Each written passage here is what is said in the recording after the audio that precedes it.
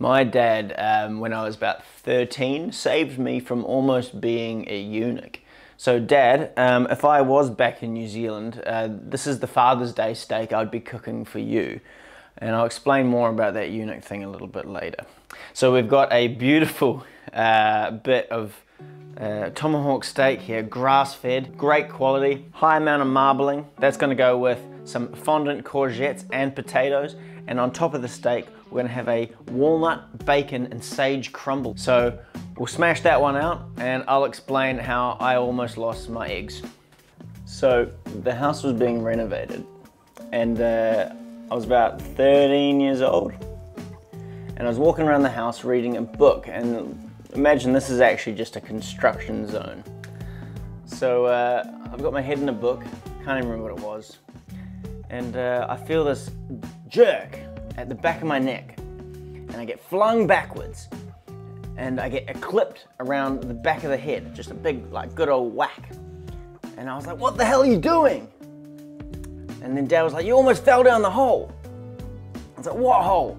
And I looked down below me and there was a rather large hole in the ground that went about a meter into down onto the foundations.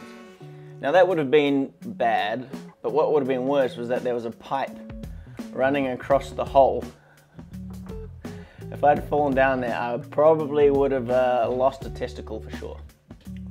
But Dad saved me from that. So Dad, this is the steak I would make for you. Heavily salted.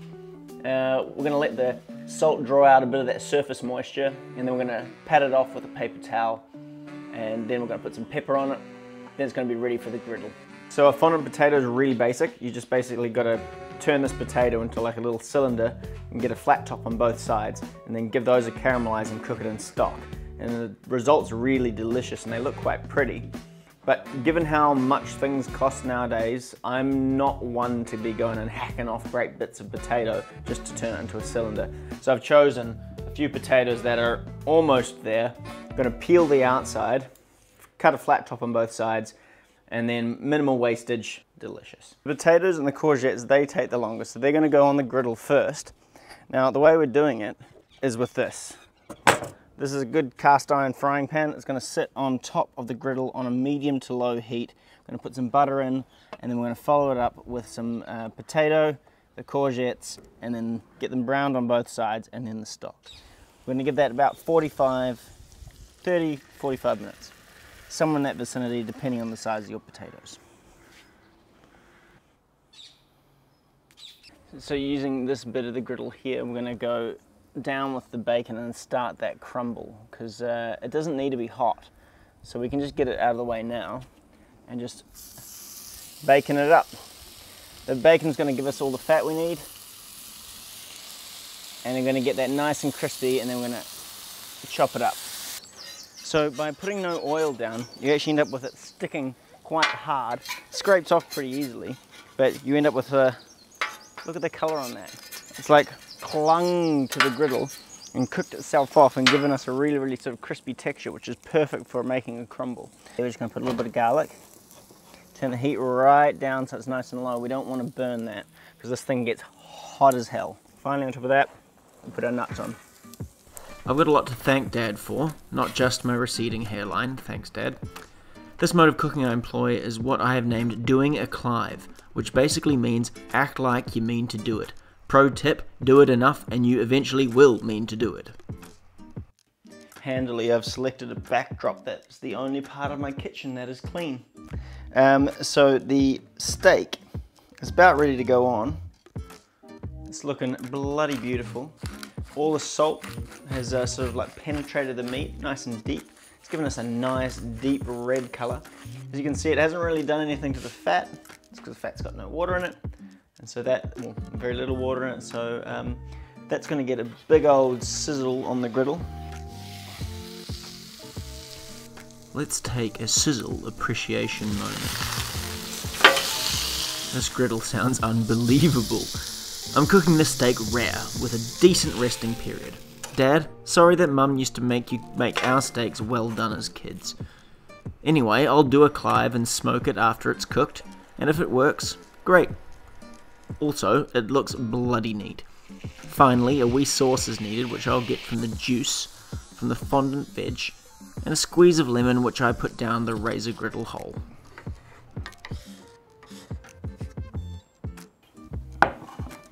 So here it is. This bit's for me.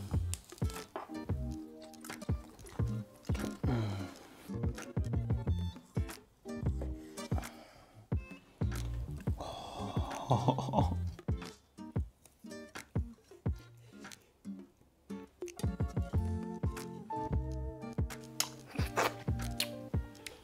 Got meat juice all over the record button.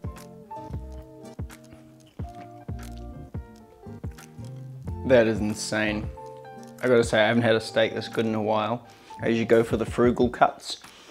So, Dad, this one's for you. Weirdly enough, I think my dad actually paid for this one. I got a voucher for my birthday and I ordered the steak. So, is it really Father's Day? I guess it comes in swings and roundabouts. Let's get this plated up.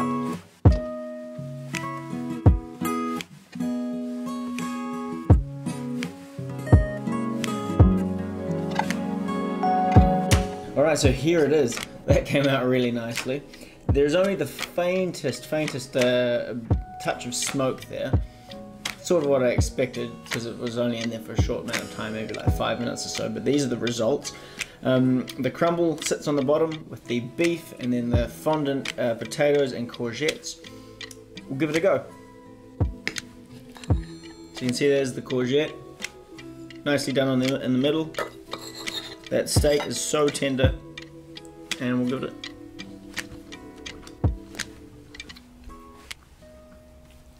That could only be good. Oh yeah, that's so good. It's fluffy in the middle, and the steak is unbelievably tender, and we've got a nice good contact on the griddle, just like everything seared really nice and hard, and as a result it's got an amazing crust. I think this is the perfect thing for Father's Day. It's got steak, it's got bacon, it's got potatoes. What more could you want? It's been one of those days where everything just seems to run out of battery no matter how much I think it's charged, but you know, with problems you come up with creative solutions. I give you a microphone held by chopstick, held by banana, held by tripod. Dad would be proud, I think. Or maybe he'd just tell me to be more prepared, but here we are.